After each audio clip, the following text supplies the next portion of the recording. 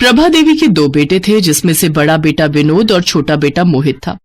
प्रभा देवी की बड़ी बहू चांदनी एक मॉडर्न और छरहरी काया वाली सुंदर लड़की थी, तो वहीं मोहित की पत्नी काजल गरीब घर की सांवली सूरत वाली लड़की थी।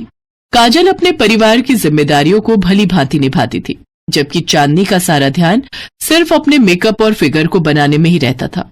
एक रोज, ये लीजिए मम्मी जी, आपकी मनपसंद अदरक लौंग इलायची वाली चाय। छोटी बहू, तू हम सभी की जरूरतों का कितना ख्याल रखती है। अरे जरा अपने शरीर को आराम भी दिया कर। सुबह पहली किरण के साथ उठती है और सारा दिन घर के कामकाज ही निपटाती रहती है। अरे थोड़ा कष्ट अपनी जेठानी को भी उठाने दिया कर और उसे भी कुछ जिम्मेदारियां निभाने दिया कर। वैसे है कहाँ वो? माँ जी, जेठानी जी तो अभी सो रही हैं और पूजा पाठ करने के बाद आपको चाय चाहिए होती है, इसलिए मैंने ही बना दी। जन्मदिन की ढेरों मुबारकबाद छोटी बहू। अब आज के दिन तो इस घर गृहस्थी से छुट्टी ले और अपने पति के साथ कहीं बाहर घूमा। शुक्रिया माँ जी। अपनी सास के पांव छूकर काजल खुश होकर अपने कमरे में चली जाती है। तभी प्रभा देवी भगवान का शुक्रिया अदा करते हुए कहती है, तेरा लाख लाख शुक्र है भगवान, जो तूने मेरी झोली में काजल नाम के इस हीरे को डाला है। तूने मेरे बुझे घर में चंदा का प्रकाश भेजा है छोटी बहू के रूप में, जिसकी रोशनी पूरे घर में फैली हुई है। हाँ, बस मेरी यही दुआ है तुझसे कि इसके जीवन में कभी अंधेरा ना आए। मोहित और काजल का रिश्ता सदा सलामत रहे और इनके बीच कभी कोई खटास ना आए। पीछे खड़ी चांदनी उनकी सारी बातें सुन रही होती है और अपने मन में हंसते हुए कहती है, जितनी दुआएं देनी है इसे दे लो सासू माँ। भले ही ये सारे घर में प्रकाश फैलाए, लेकिन इसकी खुद की जिंदगी में तो अंधेरा ही होगा, क्योंकि इसके चांद की चांदनी तो मैं हूँ। मोहित तो आखिरकार मुझ पर ही लट्टू है। उधर काजल अपने कमरे में मोहित से कहती है, मोहित, आप आज के दिन भी ऑफिस जा रहे हैं? क्यों, आज क्या दिवाली है जो घर पर बैठकर पूजा करूं तुम्हारी, या तुमसे शाहरुख खान की तरह रोमांटिक बातें करूं? Just look at you. काली तो तुम थी ही, अब तो तुम मोटी और भद्दी भी हो गई हो। पता नहीं मेरी किस्मत ही खराब थी जो ऐसी बीवी मेरे पल्ले पड़ गई। अपने जन्मदिन वाले दिन पति के मुंह से बधाई की जगह बेइज्जती की बातें सुनकर काजल दुखी हो जाती है, तो वहीं दरवाजे के बाहर खड़ी चांदनी ये सब सुनकर खुश हो जाती है और खुश होते हुए मन में सोचती है, अरे वाह, मेरी काली देवरानी के जन्मदिन की ऐसी शुरुआत। सचमुच सुनकर मजा ही आ गया। अब यही सही समय है आग में घी डालने का। चांदनी उनके कमरे में जाती है। अरे क्या हुआ मेरे हैंडसम देवर जी? क्यों मेरी सांवली सलोनी देवरानी पर भड़क रहे हैं?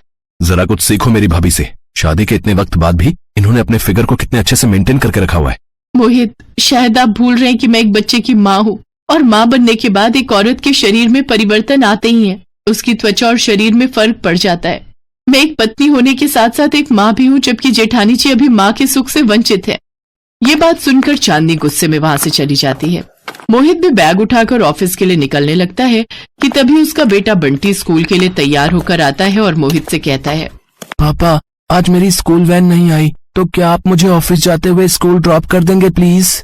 बस माँ की तरह बेटा भी मुझे बस परेशानी करने आता है। मुझसे ये सब चोचलेबाजी नहीं होती। चला भाग यहाँ से। इसी तरह मोहित अपने बेटे को झिड़कते हुए वहां से चला जाता है। बंटी रोते हुए अपनी माँ से कहता है, माँ, सभी के पापा उन्हें स्कूल ड्रॉप करने आते हैं, फिर मेरे पापा कभी मुझे छोड़ने क्यों नहीं जाते, और वो हमेशा ही हम दोनों से गुस्से में बातें क्यों करते हैं? नहीं बच्चे, पापा को ऑफिस के लिए देर हो रही थी ना, इसीलिए वो थोड़े गुस्से में थे। चलो मैं तुम्हें स्कूल ड्रॉप कराती हूँ। ऐसे ही कुछ दिन बीत जाते हैं। एक रोज जब काजल बाजार से सब्जी लेकर घर आ रही होती है, तो वो चांदनी और मोहित को हाथों में हाथ डाले होटल से बाहर निकलते देख लेती है। ये दृश्य देख काजल हैरान रह जाती है और उसके मन में हजारों सवाल उमड़ पड़ते हैं। ये दोनों होटल में एक साथ, कहीं इन दोनों के बीच कुछ गलत? नहीं, मैं बेकार में ये सब बातें सोच रही हूँ। देवर भाभी के बीच तो माँ बेटे का रिश्ता होता है, बिना किसी सबूत के कोई भी लांछन लगाना गलत होगा। इसी कशमकश में काजल घर पहुंच जाती है, लेकिन दिन भर उसके मन में यही कशमकश चलती रहती है। रात को जब काजल अपने कमरे में सो रही होती है, तो आधी रात को बंटी को प्यास लगती है और वो काजल से पानी मांगता है। काजल उठकर किचन में पानी लेने जाती है, तभी उसको चांदनी के कमरे से किसी के हंसने की आवाज आती है। अरे, जेठ जी की तो आज नाइट शिफ्ट है, फिर ये जेठानी जी के कमरे से किसकी आवाज आ रही है? काजल कमरे की खिड़की से झांककर देखती है तो वो नजारा देखकर वो दंग रह जाती है। कमरे में चांदनी और मोहित एक दूसरे की बाहों में बाहें डाले बिस्तर पर लेटे हुए होते हैं और मोहित चांदनी से कहता है, सच कहूं चांदनी, तुम्हारे साथ ये रात सचमुच कयामत की रात लग रही है। अब बातें बनाना बंद भी करो स्वीटहार्ट, और ये बताओ कि कब तक हमें यूं ही दुनिया से छुपते छुपाते मिलना होगा। भगवान ने हमारी शादी 2 अलग अलग लोगों से करवा दी है, और वो भी बिना हमारे टाइप के लोगों से। तुम तो बिल्कुल मेरे टाइप के लड़के हो, हैंडसम एंड डेयरिंग देवर, इसीलिए तो मैं तुम्हारे भैया को बिल्कुल भी भाव नहीं देती। जानता हूं जानेमन, अब मुझे जाना होगा, कहीं काजल की आंख खुल गई तो मुश्किल हो जाएगी। मोहित जैसे ही बाहर जाने के लिए दरवाजा खोलता है तो काजल वहां खड़ी होती है। बिल्कुल भी शर्म नहीं है तुम दोनों में।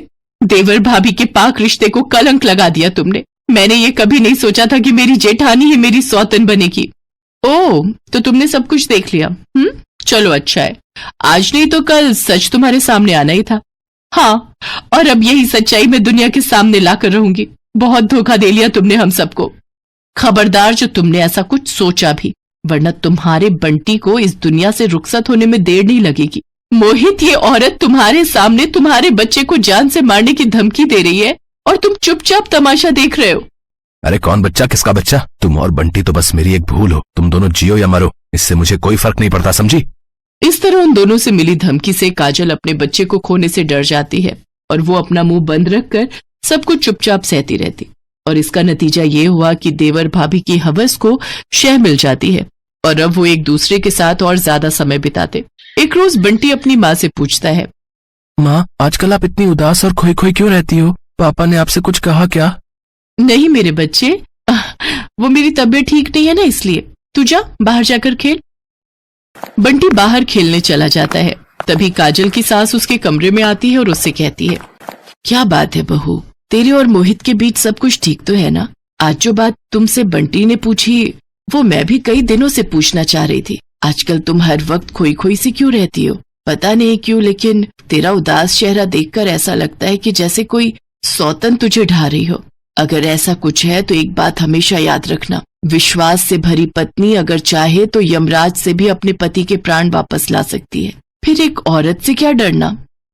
ये कहकर उसकी सास वहां से चली जाती है, लेकिन उसकी बातों ने मानो काजल में एक शक्ति प्रदान कर दी थी और वो बिना देर किए अपने जेठ के पास जाती है और उसे सारी सच्चाई बता देती है। काजल, तुम होश में तो हो? अपनी जेठानी के बारे में ऐसी बातें करते हुए तुम्हें शर्म नहीं आती? जेठ जी, मुझे बस आज रात का समय दीजिए।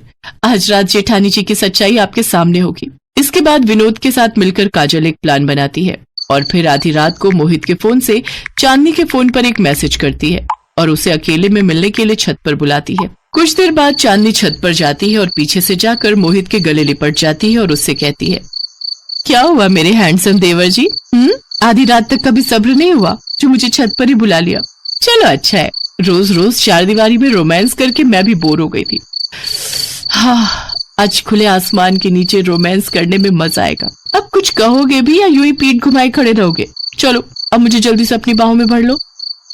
जैसे ही वो ये कहती है, मोहित के कपड़े पहने खड़ा विनोद उसको जोरदार थप्पड़ मारता है।